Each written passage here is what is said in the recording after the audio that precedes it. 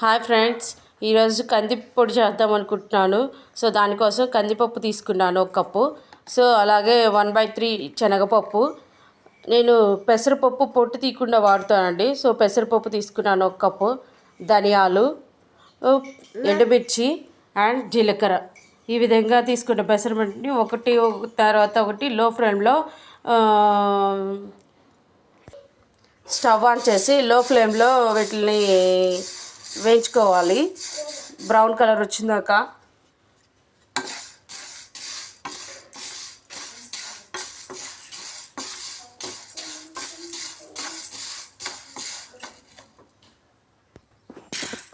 ఈ విధంగా brown colour వచ్చిందాక వేయించుకోవాలి.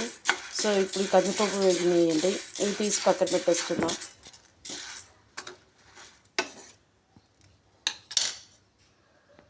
నెక్స్ట్ అలాగే శనగపప్పు వేసేసానండి. సో దీన్ని కూడా సేమ్ అలాగే బ్రౌన్ వచ్చిందాక వేయించుకోవాలి.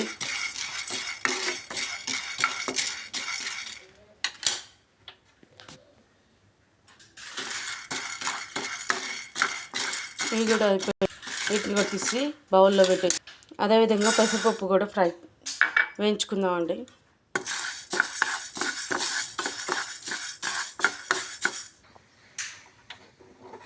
సో పెసరపప్పు కూడా అయిపోయినాయండి వేయించుకోవటం.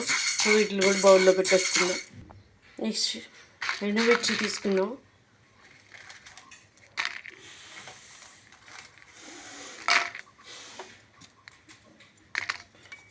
వీటిని కూడా వేయించుకుందాం అండి దోరగా.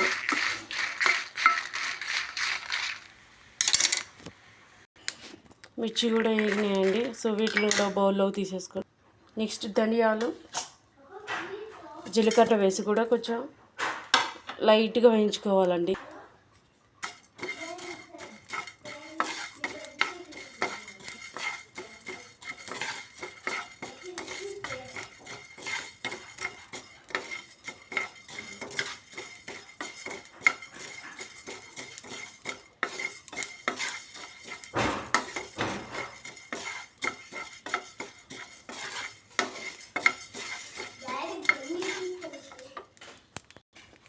ఇవి కూడా అయిపోయినాయండి. ఎక్కువసేపు వేయించుకుంటే మాడిపోతాయి, టేస్ట్ కూడా వేరేలాగా వస్తుందండి. సో లైట్గా ఇవి చల్లారాలండి. చల్లారటం కోసం కొంచెం టైం పట్టింది కదా. ఈలోపు ఇడ్లీ వేసేసుకుందాం. చల్లారాలి, బాగా కాలుతున్నాయి. సో చల్లారి పెట్టుకుందాం.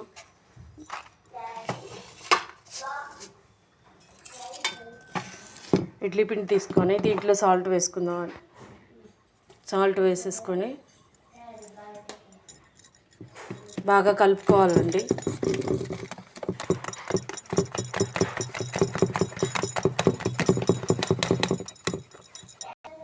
ఈ విధంగా ఇడ్లీ ప్లేట్ తీసుకొని దీనికి కొంచెం ఆయిల్ రాసుకోవాలండి. సో ఆయిల్ రాసుకున్నాక ఇడ్లీ పిండిని తీసుకొని దీంట్లో వేసేసుకోవాలి.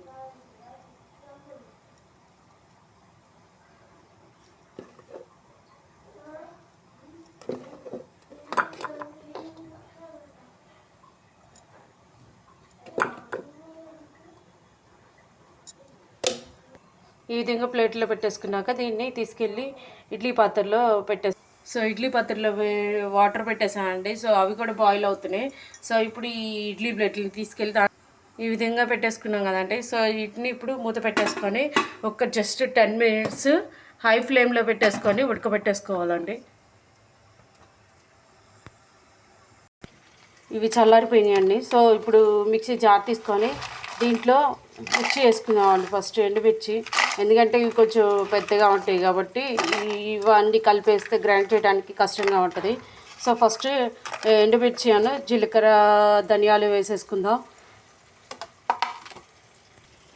ఈ విధంగా మిక్సీలో పెట్టేసుకొని పొడి చేసేసుకుందామండి. ఇలా కచ్చగా పొడి చేసుకున్నామండి. సో ఇప్పుడు దీంట్లో సాల్ట్ అను మిగతావి కూడా యాడ్ చేసుకొని పొడి చేసుకోవాలి. సాల్ట్ అండి,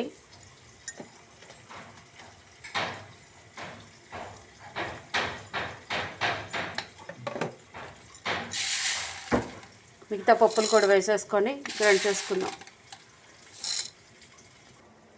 మెత్తగా గ్రైండ్ అయిందండి. సో దీన్ని ప్లేట్లోకి తీసేసుకుందాం.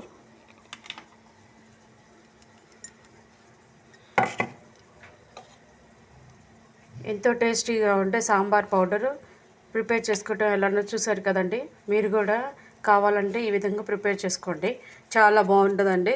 సో ఇప్పుడు దీన్ని సాంబార్లో రసంలో వేసేసి ఈ విధంగా తయారు చేసుకున్న కందిపొడిని 1 స్పూన్ తీసుకుంటున్నానండి. 1 స్పూన్ తీసుకొని సో దిగుతున్న వాటర్లో వేసేస్తే ఎప్పుడు కావాలంటే అప్పుడు ఫ్రెష్గా 10 నిమిషాల్లో సాంబార్ రెడీ అయిపోతాయండి ఇడ్లీకి. సో దీనికోసం నేను ముందే ప్రిపేర్ చేసి పెట్టుకున్నాను. ఇప్పుడు ఇవన్నీ ప్రిపేర్ చేసేలోపు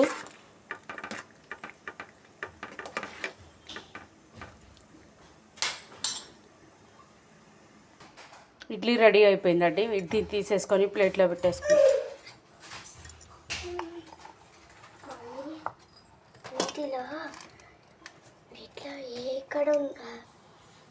చూసారు కదండి, టేస్టీగా ఉండే ఇడ్లీకి సాంబారు చట్నీ. సో ఇందాక ప్రిపేర్ చేసిన కంది పౌడరు నచ్చితే లైక్ చేయండి. Thank you friends.